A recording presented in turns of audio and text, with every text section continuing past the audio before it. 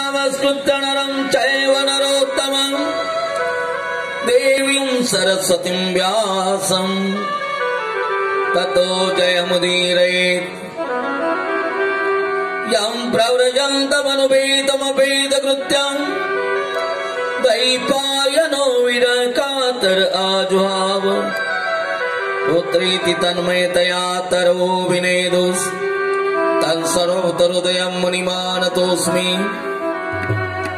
बोले राजा रामचंद्र भगवान की जय, पंढरीनाथ भगवान की जय, वेदव्यास जी महाराज की जय, महामुनि सुखदेव जी भगवान की जय, जगदम्बा माता की जय। नमः पार्वती पते हर हर महादेव।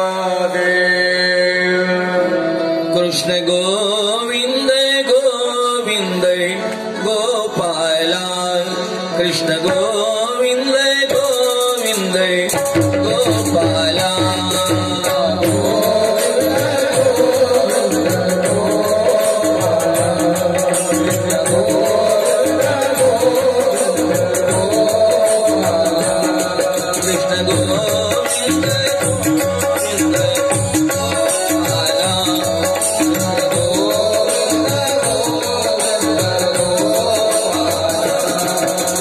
Oh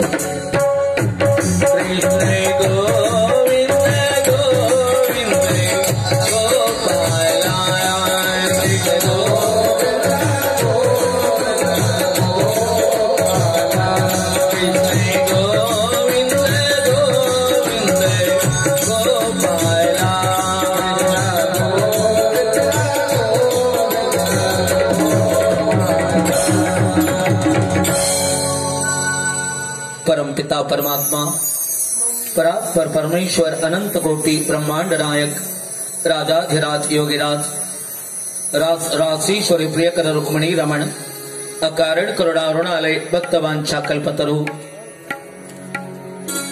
श्याम सुंदर की असीम कृपा से मां जगदम्बिका भवानी माता इनकी पावन लीलाओं का चिंतन करने का यहाँ पर आया हुआ सुयोग परमादरणीय मेरे पिता तुल्य सम्माननीय पटले सर पेपराज जी पारधी मंडल के सभी कार्यकर्तागण सामने बैठी हुई सभी मातृशक्तियों को मैं व्यासगद्य से प्रणाम करता हूँ। सम्माननीय रामडाले जी यजमान महोदय, मंच पर बैठे सभी संगीतकार, संक्षिप्त में सभी को प्रणाम करते हुए कथा को आगे बढ़ाता हूँ। श्याम सुंदर की असीम कृपा और माँ भगवती की परम लीलाओं का श्रवण करने का यहाँ पर मिला हुआ सौभाग्य हमारे जीवन को पावन बनाता है।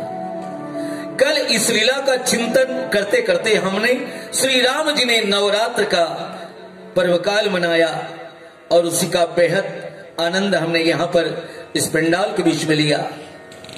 आज सूर्य वंश के बाद में यदि वंशियों ने भगवती की किस तरह आराधना की, इसका वर्णन विस्तार से वेद व्यास जी महाराज राजा जन्मेजय को सुनाते हैं। चलो, जहां पर राजा जन्मेजय को वेद व्यास जी महाराज कथा सुना रहे, वहीं पर हम भी पधारते हैं और इस कथा का लाभ लेते हैं। राजा जन्मेजय ने एक सवाल किया, वेद व्यास जी महाराज, हमारी पांडव कुल को यदि देखा जाए तो आप ही के हाथों से इन सभी का विस्तार है, फिर भी हमारी कुल में ऐसा क्यों हुआ? राजा पंडु असमर्थ रहे, धृतराष्ट्र समर्थ रहे, लेकिन खानदान से भी चली गई। मेरे पिता सर्पदंश से गतप्राण हो गए।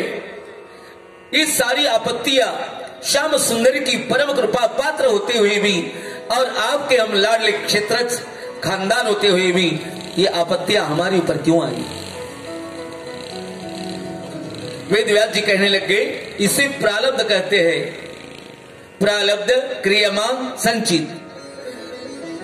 हम जो लेकर आए पिछले जन्म में किया हुआ पाप और पुण्य, उसी प्रारब्धवश, उसे प्रारब्ध कहा गया है, उसी प्रारब्धवश वर्तमान स्थिति में सुख और दुख का संयोग मिला हुआ जीवन हमें मिलता है।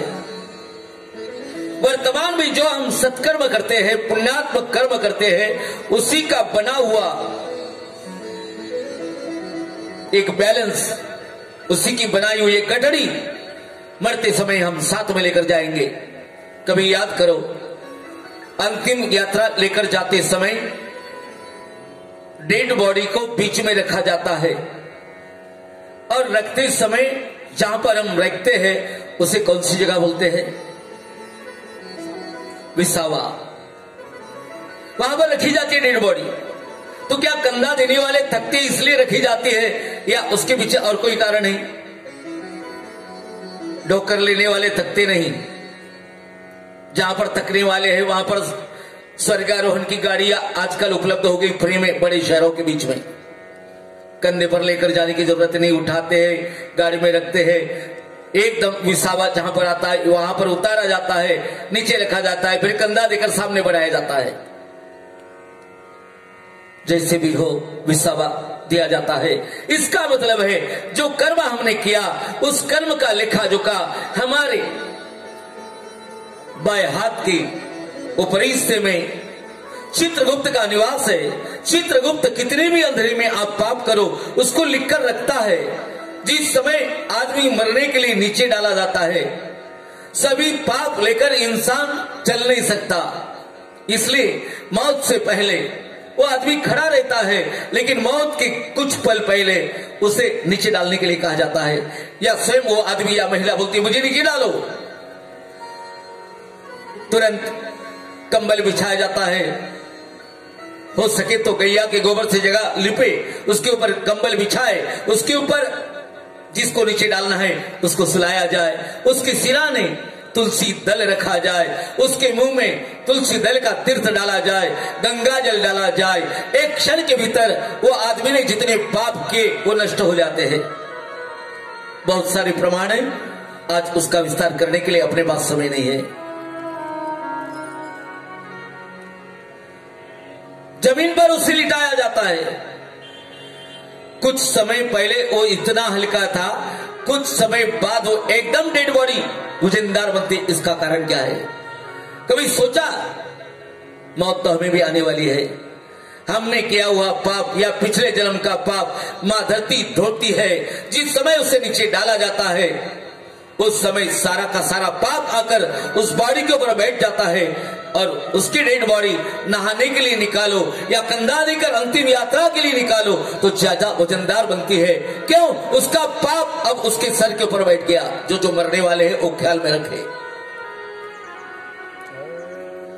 विसावा दिया जाता है वर्तमान में किया हुआ पाप और पिछला पाप, इसका सारा बड़ा हुआ गठड़ी चित्रगुप्त जी यमदूतों के हाथों में देते हैं। यमदूत वो पाप का बैलेंस अपने पास में लेते हैं। पुण्य किया है तो पुण्य का भी बैलेंस अपने पास में लेते हैं और उस डेड बॉडी को अंतिम दाह संस्कार या दफन करने के लिए स्मशान भूमि में स्वीकार करते हैं। याद रखो, हर सभी के जीवन में मौत आने वाली है,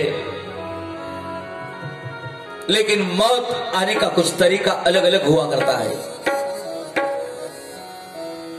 राजा जन्मेजय कहते हैं, वेद व्यास जी जन्मेजय जी से कहते हैं, सुनो राजन, ये कर्म किसी भी नहीं छूटा। ये कर्म परमात्मा यदि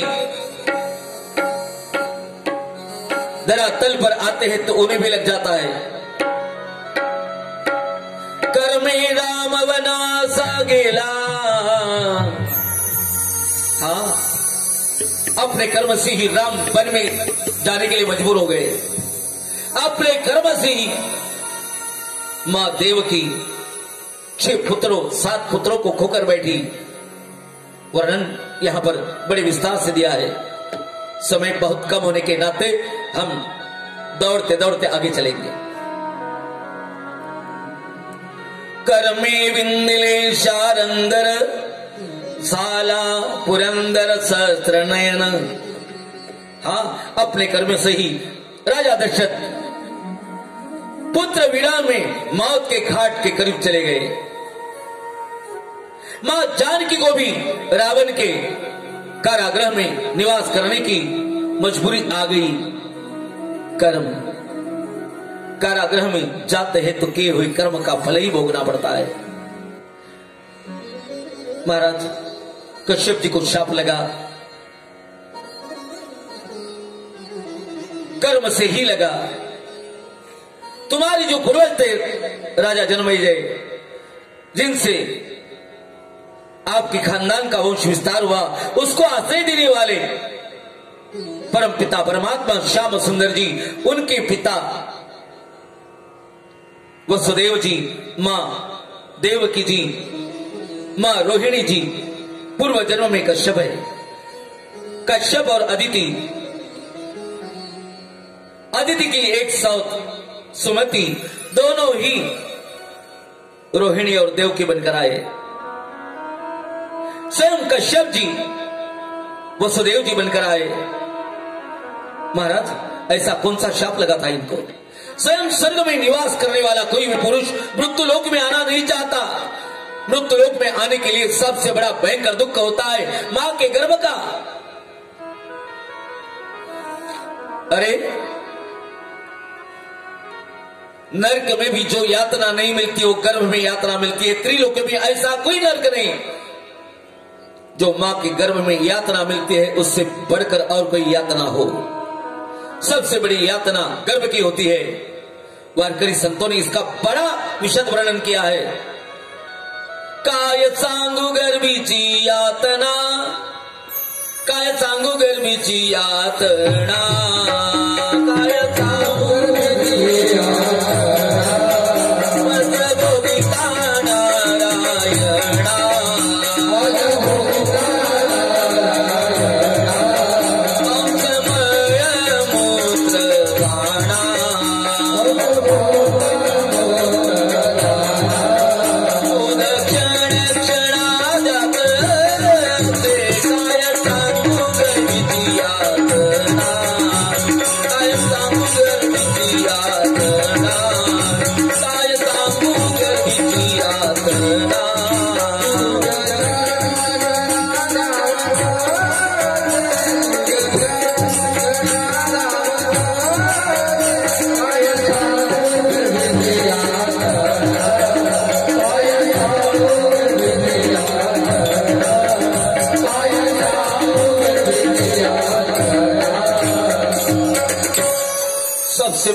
दुख है गर्भ का। नाकी तोंडी कृमिकडे गर्भवासाचे दुःख गाडी कवना पुढे सांगावी। मां मदानासा नाम की एक महारानी हुई हमारे देश में। अंगाई गीत गाते गाते बच्चे को ब्रह्म ज्ञान हाथ में पलने की डोरी ली और ब्रह्म ज्ञान पढ़ाने लगी। बेटा सावधान, 9 मास गटली रे दाव्यानी प्रसूत झाली, येताची कर्म आड तुझी मान अडकली। द्याय त्यारियरा स्मरे श्री कृष्ण माऊली, पर ये दे मदालसा सो हम जो जोरी बाळा। बेटा सो जा मेरे लाल। सबसे बड़ा दुख होता है गर्भ का। राजा जनमेजय सुन ले, जो स्वर्ग में निवास करता हो, अमृत प्राशन किया करता हो, नृत्यांगना जिनके सामने नाच करती है और गंधर्व जहां पर बजाते हैं, ऐसा स्वर्ग छोड़कर किसे लगेगा कि मृत्युलोक में पहले मां के गर्भ का दुख झेल ले और जन्म लेने के बाद मूत्र और विष्ठा से सना हुआ शरीर मिले, भोजन भी मिले तो जो भोजन खाने के बाद लेटरिन जाना ही पड़ता हो, ऐसा अपवित्र शरीर हमें मिला है। ना ही अपवित्र शरीर ऐसे इंसान के शरीर से बढ़कर और कोई गंदी बात दुनिया में है ही नहीं। एक गुरुजी अपने शिष्य को पढ़ा रहे और पढ़ाते समय एक सवाल किया, बेटा ये दुनिया से ये सबसे बड़ी गंदी जो चीज है उसे तो उठा कर ला। शिष्य चला, बोले कहां क्या लू, कौन सी चीज अपवित्र है? ले हाँ, लेटरिन सबसे अपवित्र है। उठाने का प्रयास किया, वो संडास गंदी उठाते समय उससे आवाज आई, ए मूर्ख रख दे नीचे, मैं अपवित्र नहीं हूं। आदमी के शरीर का संबंध होने के पहले मैं बड़ा पवित्र अनाज था, मुझे अन्न ब्रह्म कहा जाता था। कुछ जलेबी थी, बासुंदी थी, रोटियां थी, पालक पूरी थी, न जाने कितनी सब्जियां के स्वरूप में मैं था। लेकिन ए पागल, आदमी के शरीर का संसर्ग हुआ और 6 घंटे के भीतर मेरी विष्ठा हो गई। तो जो शरीर का संबंध होने से मेरा रूपांतर विष्ठा में हुआ, वो शरीर मुझसे ज्यादा अपवित्र है। ना ही अपवित्र शरीर ऐसे, हमारे संतों ने कहा शरीर से बढ़कर अपवित्र चीज दुनिया में और कुछ है ही नहीं। शरीर सबसे अपवित्र है। ये ऐसा अपवित्र शरीर विष्ठा और मूत्र से सना हुआ प्राप्त करने की स्वर्गीय देवताओं के मन में भी अभिलाषा नहीं होती, लेकिन आना पड़ता है, मजबूरी है। क्यों आना पड़ता है? श्याम सुंदर नटखट श्री कृष्ण कन्हैया श्रीमद् भगवद गीता का संबोधन अर्जुन से करते हुए संबोधन किया। सुन ले अर्जुन, तेतं भुक्त्वा स्वर्गलोकं विशालम् क्षणे पुण्यवर्धलोकं विशन्ति एवं त्रयी धर्ममनुप्रपन्ना गतागतं काम कामा लभन्ते। सत्य ज्ञानेश्वर जी महाराज इसका अनुवाद करते हैं। पुण्याची बावटी सरे सवेची इंद्रपदाची उठी उतरे, मग येऊ लागती माझा रे मृत्यू लोका। हाँ, जहां पर जिस जगह जे तरंबी ऐशा नाचणी, हाँ उर्वशी मुख्य विलासनी। रंबा जैसी नृत्यांगना जहां पर हो, उर्वशी विलास के लिए जहां पर उपलब्ध हो, कामधेनु का दूध जहां पर पीने के लिए हो, और इतना लेने के बाद भी शौच और यूरिन को जाने की जरूरत नहीं, ऐसा जहां पर सुख उपलब्ध है, ऐसे स्वर्ग को भी छोड़कर मृत्युलोक में आना पड़ता है। हे राजन, इसे कर्म कहा जाता है। कर्म इंद्र का भी पुण्य क्षीण होने के बाद मृत्युलोक में आना ही पड़ता है। तो कामणी जाति पुण्य क्षय दो गति।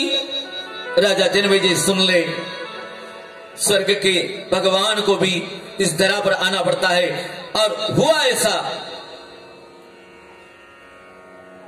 कश्यप जी स्वयं यज्ञ करने लग गए। वरुण की गैया को लाया, इतनी सारी गाय यज्ञ के लिए लाई।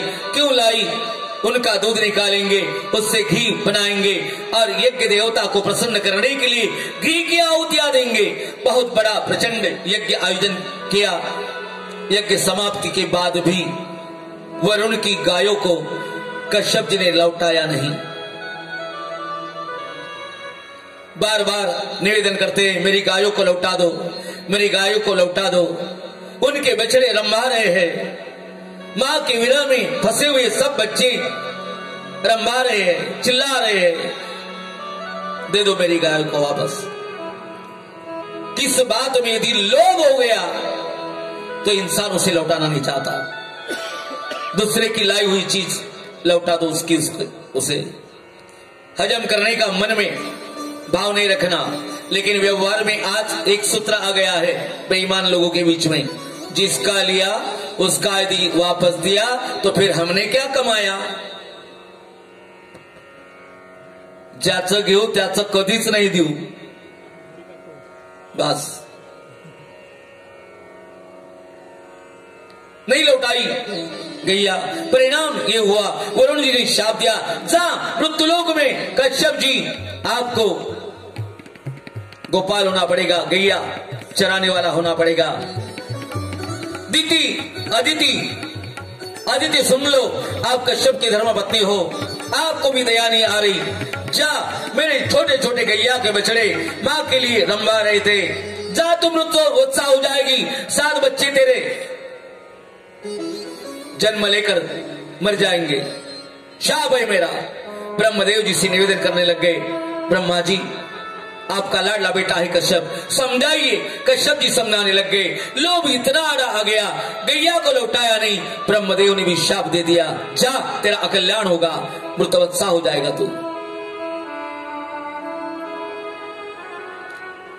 कर्म पीछे लग गया और कश्यप जी को वसुदेव होना पड़ा। अदिति थी, उसे देवकी होना पड़ा।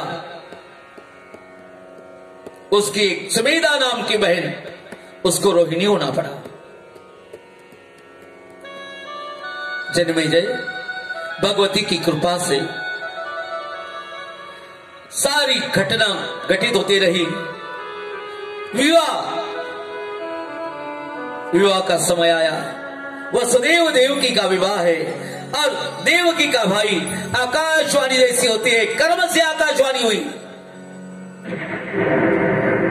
कर्म ऐसा बिलंदर, पिछले जन्म का पाप,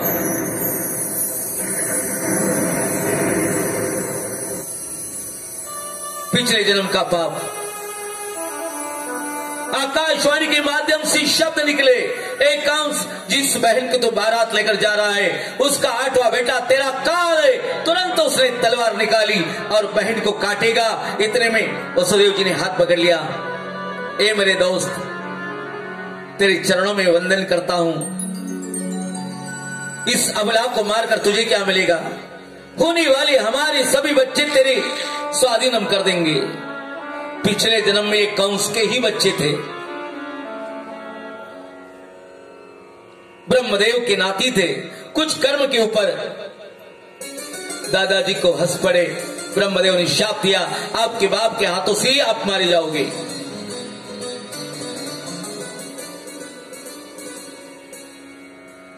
कारागृह के भीतर बच्चे होते हैं, एक एक बच्चा पत्थर के ऊपर पटक पटक कर कंस मारता है। देवकी के 6 बच्चे पटक कर मारे, 7वां रोहिणी के गर्भ में स्थलांतरित किया, 8वें भगवान कृष्ण हुए। लेकिन कृष्ण के भी पीछे इतना संसार का दुख लग गया राजन, ये सारे पिछले कर्म का फल था। इतना दुख लग गया, कहीं कारागृह में जन्म लेना, गोकुल में भगवान का लालन पालन होना, उसके बाद गायों को चराना, वहां से मथुरा आना, मथुरा नरेश कंस को मारना, द्वारिका बसाना, उसके पश्चात प्रभु को स्वयं सारे परिवार के साथ द्वारिका का परिवार लेकर प्रवास तीर्थ क्षेत्र में आना। जरा व्याध का नाम अपने धनुष्य के ऊपर तीर का संधान करता है और प्रभु के चरणों पर उस तीर का प्रहार करके प्रभु को भी अपनी जीवन यात्रा समाप्त करना होता है। ये तो कर्म है। तेरे पूर्वजों को आशीर्वाद था भवानी का, परिणाम स्वरूप उत्तरा के गर्भ में अभिमन्यु से राजा परीक्षित आपके पिताजी, उसके पश्चात राजा जन्मेजय आपका जन्म हुआ। हर एक के पीछे पाप लगा था, द्रौपदी के पीछे भी पाप था। 5 बच्चे उसके गतप्राण हो गए। कर्म कहा जाता है इसे। महाराज, अदिति को क्या शाप लगा था, उसका दंड उसे मिला। संक्षिप्त में कहता हूं, कश्यप जी की 13 पत्नियां, 13 की 13 एक ही पिता की संतान थी, राजा दक्ष। सबसे बड़ी अदिति, बाद में दिति। 13 बहनें एक ही पति की पत्नियां बनी, लेकिन साउथ के सौतेलेपन से एक दूसरे से डाह लेने का भाव रखती है। अदिति का बेटा इंद्र देव का राजा बना। दिति सोचती है, देव की मां, देव के राजा इंद्र, उसकी मां होने का सौभाग्य से मिला। मेरे सौत को है तो बहन, लेकिन रिश्ता सौत का बन गया। बड़ा विचित्र होता है सौतेलापन। इसलिए हर आदमी दिल में यही एक सूत्र बांध कर रखे, अपने लाडली धर्म पत्नी के लिए कभी सौत नहीं लाना। एक चोर एक घर में चोरी करने के लिए गया। बहुत बड़े श्रीमंत पटेल थे, उनकी 2 पत्नियां थी। रात के 2 बजे का समय था। दोनों उठकर बैठ गई थी। एक ने छोटी पकड़ी और कान पकड़ लिया, दूसरे ने एक कान पकड़ा और कॉलर पकड़ी। दोनों लाते मार रही है, ठुस रही है अपने पति देव को। मेरे लिए साड़ी नहीं लाई, बोलती मेरे लिए जेवर नहीं बनाए, बोलती मुझे घुमाने नहीं लेकर गए, बोलती मुझे पिक्चर नहीं लेकर गए। दोनों मारते हैं, पटेल रो रहे बेचारे। अरे बाप रे, मत मारो मुझे, मत मारो मुझे। चोर चोरी करने के लिए गया था, हैरान हो गया पटेल साहब की व्यथा देखते हुए, एकदम हंसने लग गया। खिलखिलाकर हंसते हंसते चोर पकड़ा गया, राजा के पास खड़ा किया।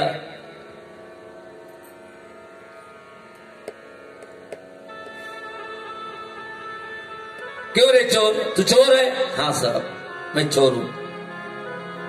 क्या दंड दूं तुझे? चोर कहने लग गया, चाहे जो भी दंड देना है दे दो। हो सकी तो फांसी की तख्त को भी, तख्त के ऊपर मुझे लटकाया तो भी मुझे मंजूर है, लेकिन मेहरबानी करके महाराज एक दंड नहीं देना। ले कौन सा? एक पत्नी मुझे है, दूसरी पत्नी करने के लिए मुझे मजबूर मत करना।